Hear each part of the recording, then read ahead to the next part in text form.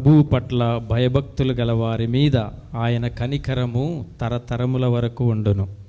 లూకాసు వార్త 1వ అధ్యాయము 50వ వచనం. పూజ్య గురువులు, ప్రియ సహోదరి సహోదరులారా, మనందరికీ సంతోషకరమైన రోజు, పరమానందాన్ని కలిగించేటటువంటి రోజు. ఎందుకంటే మన రక్షకుడగు యేసుక్రీస్తు తల్లియగు మరియ మాత జన్మదినోత్సవాన్ని ఈరోజు మనందరము కూడా కొనియాడుతూ ఉన్నాం. అలాగే ఈరోజు ఆ మరియ తల్లిని ఫాతిమా మాతగా మనందరము కూడా స్మరించుకుంటూ ఉన్నాం. మన పెద్దావుటపల్లి గ్రామ పండుగను, విచారణ పండుగను ఈరోజు మనము కొనియాడుతూ ఉన్నాం. ఒక గొప్ప పండుగగా, ఒక గొప్ప వేడుకగా ఈరోజు మనము జరుపుకుంటూ ఉన్నాం. ఎందుకు ఇంత ఘనంగా, ఇంత ఆర్భాటంగా, ఇంత సంతోషంగా ఈ పండుగను, వేడుకను జరుపుకుంటూ ఉన్నాము అంటే, ఎందుకు జరుపుకోవాలి అంటే, దేవుని తల్లిగా ఉండే అర్హతను మన తల్లి మరియ ఫాతిమా మాత పొందుకుంది. అలాగే దైవవర అనుగ్రహాల్లో పరిపూర్ణముగా నింపబడింది. జ్వాకీము అన్నమ్మలకు లేక జన్మించిన గారాల పట్టి మన మరియ ఫాతిమా మాత దేవుని ఉద్దేశానుసారముగా, దేవుని యొక్క ప్రణాళిక ప్రకారంగా తన ఏకైక కుమారునికి తల్లిగా సృష్టి పూర్వమే ఆమె ఎన్నుకోబడింది, నిర్ణయించబడింది, నిశ్చయించబడింది. అలాగే మరి ముఖ్యముగా మానవ మాతృలుగా జన్మించిన వారిలో మరియ మాత జననం చాలా మహిమకరం, చాలా అద్భుతకరం, చాలా ఆనందకరం. అందుకే ప్రియ సహోదరి సహోదరులారా, మరియ తల్లి పండుగను ఈరోజు మనము ఇంత ఘనంగా, ఇంత సంతోషంగా జరుపుకుంటూ ఉన్నాం. అంతేకాకుండా ఈరోజు మన విశ్వాస జీవితంలో, మన జీవన ప్రయాణంలో ఎంతో ప్రాముఖ్యతను కలిగి ఉంది. ఎందుకంటే కథోలిక క్రైస్తవులముగా మరియమాత మహోత్సవాన్ని ప్రత్యేకంగా మరియు ఘనముగా మనం జరుపుకుంటాం. ఈరోజు మరీ ముఖ్యముగా మరియ తల్లి జనన దినోత్సవాన్ని కొనియాడుతూ ఉన్నాం. ఎందుకంటే ఇది నిజముగా రక్షణ యొక్క జననం, రక్షణకు నాంది. ఈరోజు ఆమె జన్మించింది కాబట్టి ఆమె జననము ద్వారా మనకు రక్షకుడు జన్మించాడు. అందుకే మరియ తల్లి జననం రక్షణ జననం, మన రక్షణ జననం. కాబట్టి మనందరము కూడా మరియ మాతను గురించి దేవుణ్ణి ఘనపరుద్దాం. మరి ఈరోజు ఆ తల్లి పుట్టినరోజు, జన్మదినోత్సవం కాబట్టి అందరము కూడా గట్టిగా చప్పట్లు కొడుతూ ఆమెకు హ్యాపీ బర్త్డే అని తెలియచేద్దాం.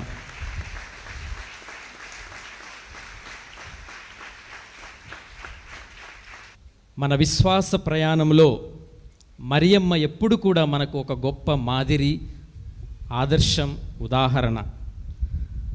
మన జీవితంలో ఆమె మనకు ఎన్నో విలువైన పాఠాలను నేర్పిస్తూ ఉంటుంది.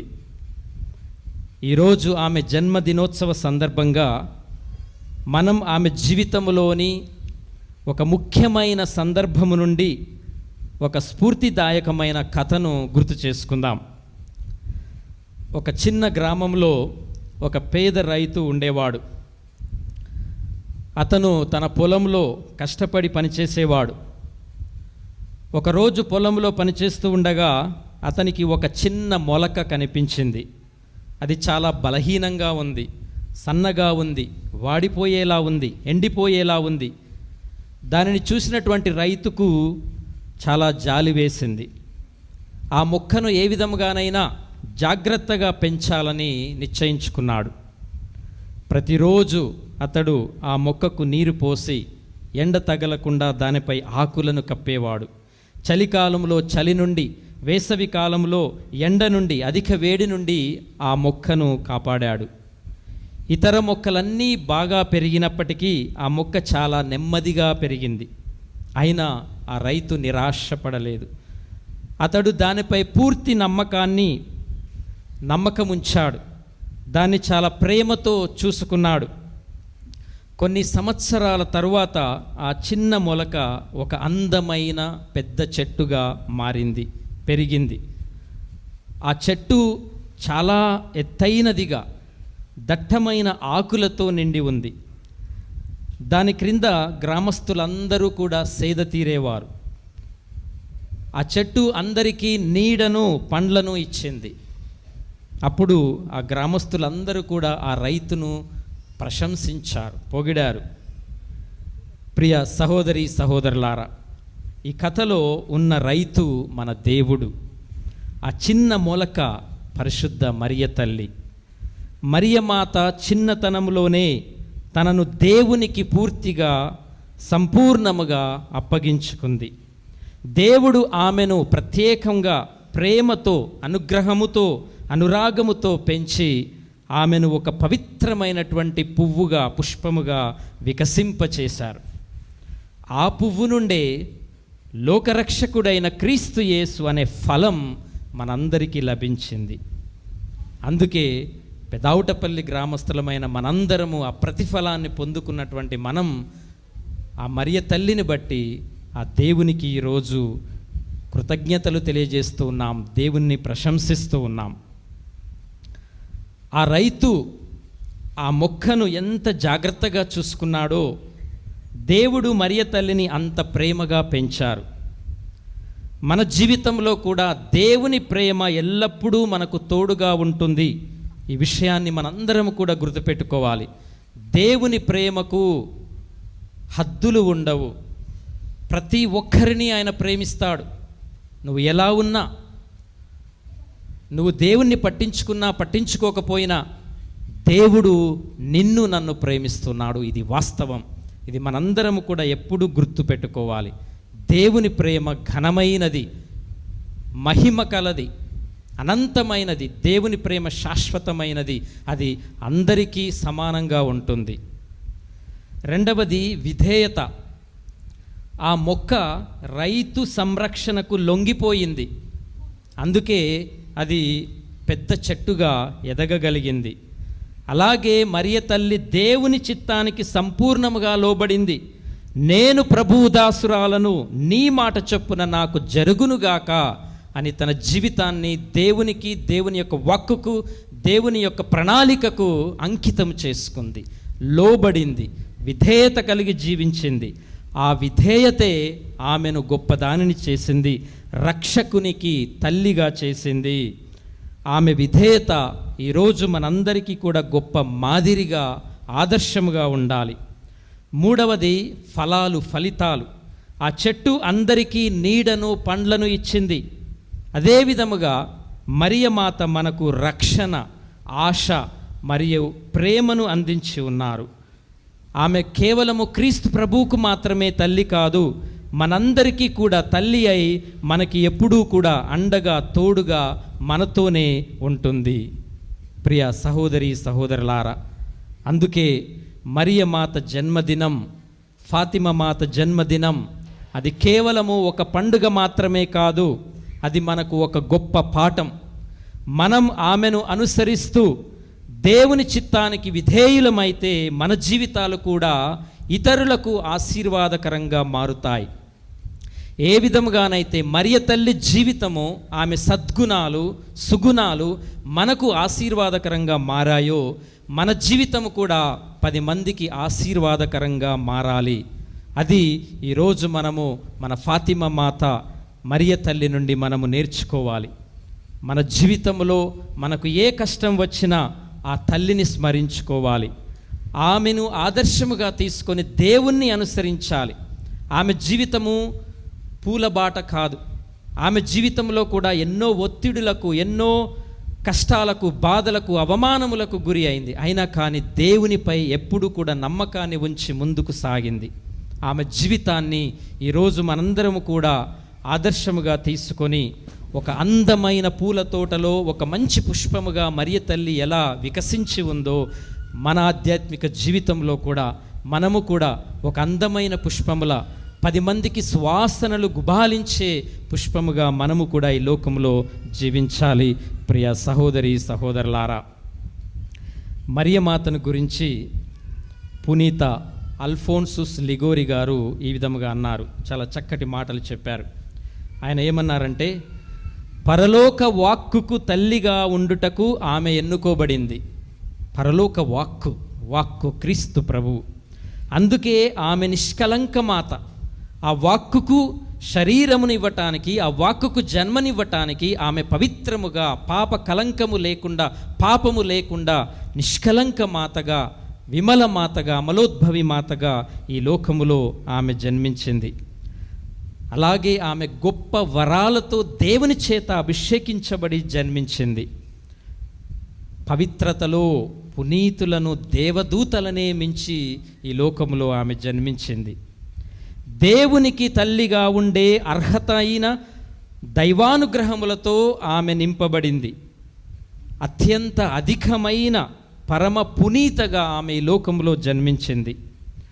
సృష్టిలోనే ఇంతకు ముందెన్నడూ కలిగించినంత సుందరముగా దేవుడు ఆమె శరీరాన్ని, ఆమె ఆత్మను దేవుడు కలుగజేసి ఉన్నాడు. ఇహలోక దృష్టిలో మనోహరమైన, అందమైన ఆత్మ కలిగి సంతోషపూరిత పాపగా ఆమె ఈ లోకంలో జన్మించింది. ఆమె పరమ పావన దేవునికి అత్యంత ప్రియమైనదై పూర్ణ వరాలతో నింపబడి ఆమె ఈ లోకంలో జన్మించింది. మధురమైనట్టి ఆ పసిపాపను చేరి మహానందముతో మనందరము కూడా పరవశించిపోవాలి. ఆమె జన్మపాప రహితోద్భవి, నిష్కలంక హృదయ మరియ నామధేయ. అదే ఆమె జన్మకు మన జన్మకు ఉన్న తేడా అని ఇంతటి గొప్ప మాటలను ఆ పునీతుడు మరియ తల్లి జన్మము గురించి అద్భుతంగా చెప్పాడు. ప్రియ సహోదరి సహోదరులారా, బైబిలులో మరియమాత జన్మించిన వృత్తాంతము గురించి స్పష్టముగా ప్రస్తావన లేకపోయినప్పటికీ ఈ మరియమాత జన్మదినోత్సవం చాలా గొప్పదిగా దేవుని యొక్క రక్షణ ప్రణాళికలో ఆమె పోషించినటువంటి అద్భుతమైనటువంటి పాత్రను మనకి ఈ పండుగ తెలియజేస్తూ ఉంది. బైబిలులో యేసుక్రీస్తు పుట్టుకకు సంబంధించిన శుభవార్తతో మరియమ్మ చరిత్ర ప్రారంభమవుతుంది. లూకాసు వార్త 1:28 గబ్రియేలు దూత మరియమ్మను చూసి, అనుగ్రహ పరిపూర్ణురాలా, నీకు శుభము, ప్రభువు నీతో ఉన్నారు అని పలికారు. ఈ ఒక్క మాట చాలు మరియ తల్లి జన్మము ఎంత శ్రేష్టమైనదో, ఎంత అద్భుతమైనదో, ఎంత మహాఘనమైనదో మనము గ్రహించవచ్చు. ఆమె జనన వృత్తాంతము బైబిల్లో ఎక్కడ కూడా మనకు కనిపించదు. కానీ దేవదూత పలికిన ఆ ఒక్క మాట, అనుగ్రహ పరిపూర్ణురాలా, నీవు దేవుని అనుగ్రహముతో జన్మించావు, పరిపూర్ణముగా దేవుని యొక్క అనుగ్రహాలను నింపుకొని నీవు ఈ లోకములో జన్మించావు, నీ జన్మ ధన్యమైనది, నీ జన్మ పావనమైనది, నీ జన్మ పవిత్రమైనది అని ఆ ఒక్క మాటలో మరియ తల్లి జననము గురించి మనము ఒక పుస్తకమే రాయవచ్చు. ప్రియ సహోదరి సహోదరులారా, మరియమ్మ మనందరి విశ్వాసానికి, విధేయతకు గొప్ప ఆదర్శమూర్తి. మరియమ్మ దేవునిపై ఎప్పుడు కూడా నమ్మకాన్ని కోల్పోలేదు. మరియమ్మ జననం ముఖ్యముగా రక్షకుని తల్లిగా ఆమె బాధ్యతను నిర్వర్తించడానికి ఆమె నిర్ణయించబడింది. మరియ తల్లి ఉనికి విడదీయరాని బంధాన్ని కలిగి ఉంది. నిజంగా ఇది దేవుని యొక్క ప్రణాళికలో ఒక గొప్ప కృప అని మనం చెప్పుకోవచ్చు. ఈ విధంగా ఆ మరియ తల్లి జననం, ఆమె దివ్య కుమారుని జననము వలె రక్షణ చరిత్రకు కేంద్ర బిందువుగా ఉంది. ప్రియ సహోదరి సహోదరులారా, మరియమాతకు సంబంధించినటువంటి మనం ఎన్నో పండుగలను మనం జరుపుకుంటూ ఉంటాం దైవార్చన సంవత్సరం అంతా కూడా. అయితే ఈ దైవార్చన సంవత్సరం అంతా కూడా మనము కేవలము 3 జన్మదినోత్సవాలను జరుపుకుంటాం. ఒకటి యేసు ప్రభువు జననం, క్రిస్మస్ పండుగ. రెండవది బప్తిస్త యోహాను గారి జననం. మరియు మూడవదిగా మరియమాత జన్మదినం. సంవత్సరం పొడవునా కథోలిక దైవార్చన సంవత్సరంలో ఈ 3 పండుగలను, జన్మదినోత్సవాలను మనం జరుపుకుంటూ ఉంటాం. దీనిని బట్టి మనకేమర్థమవుతుంది అంటే, ఈ ముగ్గురు మన రక్షణ చరిత్రలో ఎంతో ప్రాముఖ్యమైనటువంటి వ్యక్తులు అని మనకు అర్థమవుతుంది. అలాగే మరియ తల్లి మన రక్షణ ప్రణాళికలో ఎంతో అద్భుతమైనటువంటి పాత్రను పోషించింది, ఇంకా పోషిస్తూనే ఉంది. ఈ పండుగ 4వ శతాబ్దంలోనే యెరూషలేములో పునీత అన్నమ్మ గారి దేవాలయంలో మొట్టమొదటిసారిగా మరియమ్మ జనన దినోత్సవాన్ని కొనియాడినట్లుగా మనకు చరిత్ర తెలుపుతూ ఉంది. అదే స్ఫూర్తితో పాశ్చాత్య దేశాలలో, ఇదే స్ఫూర్తితో రోము నగరంలో 8వ శతాబ్దంలో ఈ మరియ తల్లి జనన దినోత్సవాన్ని కొనియాడడం ప్రారంభించారు. ఆనాటి నుండి ఈనాటి వరకు కూడా ఈ మరియమాత జననం ఒక ముఖ్య ఘట్టంగా దేవుడు ఏర్పరిచినట్లు మనకి అర్థమవుతూ ఉంది. ప్రియ సహోదరి సహోదరులారా, పునీత అగస్తీను గారు మరియమాత జన్మమును యేసు రక్షణ కార్యంతో ముడిపెట్టి ఇలా అన్నారు: మరియమాత జన్మము పట్ల భూలోకమంతా కూడా ఆనందించాలి అని ఆయన పేర్కొన్నారు. మరియమ్మ తోటలో పూసిన పుష్పం అయితే ఆ పుష్పము నుండి ఒక లోయలో వికసించిన లిల్లీ పుష్పము యేసు ప్రభువు మన రక్షకుడు అని అన్నారు. అంటే ఆ మరియ తల్లి ద్వారా మనకు రక్షణ లభించింది, ఆ మరియ గర్భఫలముగా మనము రక్షణను పొందుకున్నాము అని పునీత అగస్తీను గారు చాలా గొప్పగా చెప్పి ఉన్నారు. పునీత ఆండ్రూ ఆఫ్ క్రీట్ ఆయన ఏమన్నారంటే మరియమాత జన్మదినోత్సవం గురించి చాలా అందంగా వర్ణించారు. మరియమాత జన్మదినోత్సవమును లోక సృష్టికర్త అయిన దేవుడు తన ఆలయాన్ని నిర్మించుకున్న రోజు అని పునీతుడు అంటూ ఉన్నారు. ఈరోజు మరియ తల్లి ఈ లోకంలో జన్మించింది అంటే దేవుడు మరియ తల్లిని తన ఆలయముగా ఈరోజు సృష్టించుకున్నారట. అంటే మరియమాతే దేవుని యొక్క ఆలయం, నూతన నిబంధన మందసం, లోకములో అవతరించిన దేవునికి మొట్టమొదటి నివాస స్థలం. ఆమె గర్భమే దేవుని ఆలయం, ఆమె గర్భమే ఆ దేవునికి రక్షకుడికి నివాస స్థలముగా మార్చింది. అందుకే ఆమె పవిత్ర గుడారము, ఆమె ఆత్మ స్వచ్ఛముగా నిష్కలంకముగా మరియు పవిత్రముగా ఆమె ఈ లోకములో జన్మించింది. నిజంగా ఈ పునీతుడు చెప్పినటువంటి మాటలు మరియమ్మ దేవుని నివాసముగా, క్రీస్తుకు పుట్టినిల్లుగా ఎంత గొప్ప పాత్రను పోషించిందో మనకి అర్థమవుతుంది. అందుకే ప్రియ సహోదరి సహోదరులారా, మరియ తల్లి జననం చాలా ప్రత్యేకం. మానవ మాతృలలో జన్మించిన వారిలో ఆమె జన్మము చాలా ప్రత్యేకము. ఆమె జన్మకు మన జన్మకు ఉన్న వ్యత్యాసము, తేడా అదే అని ఈరోజు మనందరము తెలుసుకోవాలి. ప్రియ సహోదరి సహోదరులారా, మరియ జననం 2 నిబంధనల సంగమానికి కేంద్రం అని చెప్పుకోవచ్చు. ఆమె జననం నిరీక్షణ వాగ్దానాల దశను ముగించుకొని యేసుక్రీస్తులో కృప రక్షణల శకాన్ని ప్రారంభించింది. పాత నిబంధన గ్రంథాన్ని చూసినట్లయితే మనము అక్కడ నిరీక్షణ వాగ్దానాల దశ ఉంటుంది. అంటే రక్షకుని కోసం నిరీక్షణ, ప్రజలు ఎన్నో సంవత్సరాలుగా రక్షకుని కోసం వేచి చూస్తూ ఉన్నారు, మెస్సయ్య కోసం వేచి చూస్తూ ఉన్నారు. దేవుడు పితరులకు చేసిన వాగ్దానాలు నెరవేరుతాయని ఎదురు చూస్తూ ఉన్నారు. మరియ తల్లి జననం ఆ ఎదురుచూపుకు ముగింపు పలికింది. ఆ నిరీక్షణకు, దేవుని యొక్క వాగ్దానాలను ముగించుకొని తన గర్భము ద్వారా యేసుక్రీస్తుని ఈ లోకములోనికి తీసుకుని వచ్చి మనకు కృపను, రక్షణ కాలాన్ని ఆమె ద్వారా ప్రారంభమైంది. అందుకే 16వ బెనడిక్ట్ పాపు గారు ఇలా అన్నారు: మరియ తల్లిగా ఈ ప్రత్యేక బాధ్యతను నెరవేర్చడానికే ఆమె ఈ లోకంలో జన్మించింది. ఆమె ఉనికి క్రీస్తు ఉనికితో విడదీయరాని బంధాన్ని కలిగి ఉంది. ఈ విధంగా మరియమ్మ జన్మ రక్షణ చరిత్రకే కేంద్ర బిందువు. అందుకే కథోలికులుగా మనము మరియ తల్లిని అంతగా గౌరవిస్తాము. అమ్మ అంటే అందరికీ ఇష్టమే. అమ్మ అంటే ఎవరికి ఇష్టం ఉండదు? అందుకే పరలోక తల్లి అయిన మరియ తల్లిని మనం ఎంతగానో ఆరాధిస్తూ ఉంటాము, గౌరవిస్తూ ఉంటాము. క్రీస్తునందు ప్రియ సహోదరి సహోదరులారా, మరియ తల్లి మనందరి తల్లి. సిలువపై వేలాడుతూ ఉన్నటువంటి ప్రభువు తన ప్రియ శిష్యుడైనటువంటి యోహానుతో ఇదిగో నీ తల్లి అని పలికిన ఆ సందర్భము నుండి ఆ మరియ తల్లి, ఆ ఫాతిమా మాత మనందరికీ తల్లి అయింది. వ్యక్తిగతంగా మనకు, మన కుటుంబాలకు మన విచారణకు, విశ్వశ్రీ సభకు ఆమె తల్లి, మన అమ్మ.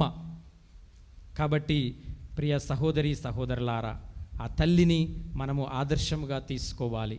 ఫాతిమా మాతగా, మన గ్రామకు పాలక పునీతురాలుగా మనం ఆమెను స్మరించుకుంటూ ఉన్నాం, ఆమెకు ప్రార్థనలు చేస్తూ ఉన్నాం. కాబట్టి ఆమె సుగుణాలను మనము కూడా పునికి పుచ్చుకోవాలి. ఆమెకు ప్రియమైన బిడ్డలుగా మనము ఈ లోకంలో జీవించాలి. మరి ఈరోజు మరియమాత జన్మదినాన్ని జరుపుకుంటున్న మనం ఆమెను స్ఫూర్తిగా తీసుకోవాలి. ఆమెలాగే మనము కూడా దేవుని చిత్తానికి లోబడి జీవించాలి. మన జీవితాలను దేవునికి అంకితం చేసుకోవాలి. విధేయత, నమ్మకము, సేవ. మరియ తల్లిని మామూలుగా సద్గుణాల రాశి అంటాం. అంటే ఆమెలో లేని సద్గుణమే లేదు. మరియ తల్లి పండుగను జరుపుకున్నప్పుడల్లా ఆమె సద్గుణాల గురించి మనము ధ్యానిస్తూ ఉంటాం. సద్గుణాల రాశి, ప్రతి సద్గుణము ఆమెలో ఉంది. ఆమె నుండి ఎంతో నేర్చుకోవచ్చు, ఎన్నో నేర్చుకోవచ్చు. కానీ ఈరోజు నేను ఒక 3 సద్గుణాలు మనము నేర్చుకోవాలని తెలియజేస్తూ ఉన్నాను. ఒకటి విధేయత. విధేయత అన్ని సద్గుణాలకు తల్లి అంటారు. మనలో గనక విధేయత అనే సద్గుణం ఉంటే మిగతా సద్గుణాలన్నీ కూడా మనకి వాటంతట అవే వస్తాయట. అందుకే మొట్టమొదటిగా ఆ ఫాతిమా మాత నుండి మనం నేర్చుకోవాల్సింది విధేయత.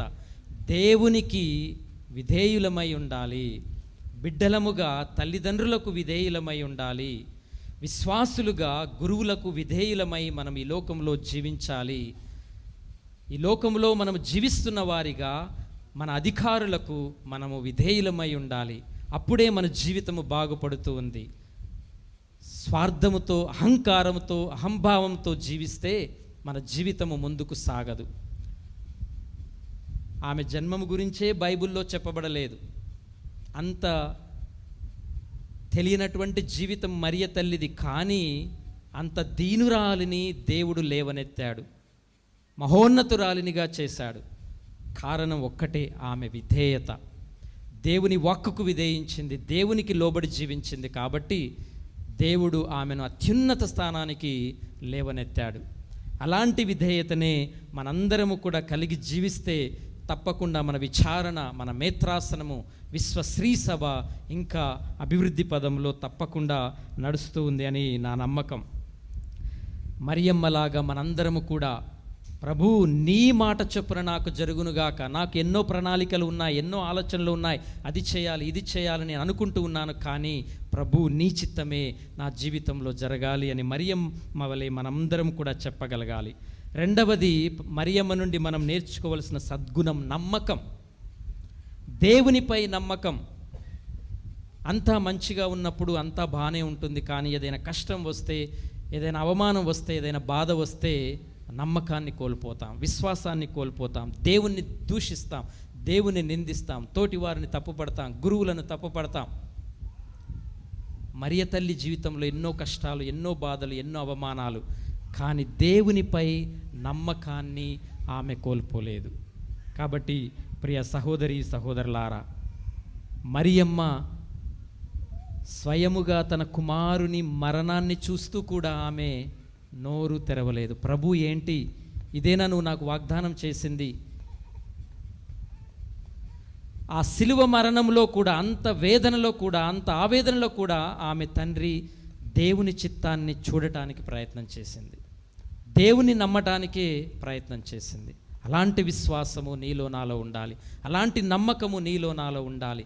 చిన్న కష్టం వచ్చిందని, చిన్న బాధ వచ్చిందని గుడిని, గురువును, దేవుణ్ణి విడిచి పారిపోవటం కాదు. ఆ కష్టకాలంలోనే మన విశ్వాసాన్ని మరియ తల్లి వలె బలపరుచుకోవాలి. మూడవది సేవ. ఈనాటి సువిశేషంలో విన్నాం, తన బంధువైన ఎలిషబేతమ్మకు సేవ చేసింది. ఎలిషబేతమ్మ ఎప్పుడూ అడగలేదు, మరియమ్మ వచ్చేసేయి, నేను ఆపదలో ఉన్నాను, నాకు తోడుగా ఉండు అని. ఆమెనే గ్రహించి, ఎప్పుడైతే ఎలిషబేతమ్మ గర్భము దాల్చి ఉందని 6వ మాసమని తెలుసుకుందో పరుగు పరుగున వెళ్ళింది సేవ చేయటానికి. అలాంటి దృక్పథము, అలాంటి సేవాభావము మనందరం కూడా కలిగి జీవించాలి. దేవునికి సేవ చేయాలి, దైవ ప్రజలకు సేవ చేయాలి, మనకున్నదాన్ని 10 మందితో పంచుకుంటూ సేవ చేయాలి. సోదర భావంతో జీవిస్తూ మనందరము కూడా ఇతరులకు సేవ చేయాలి. కాబట్టి ఈరోజు ఇంత ఘనంగా సంతోషముగా మరియ తల్లి మహోత్సవాన్ని కొనియాడుతున్నటువంటి మనం ఈ 3 సద్గుణాలను పునికి పుచ్చుకొని మనం జీవించటానికి ప్రయత్నం చేద్దాం.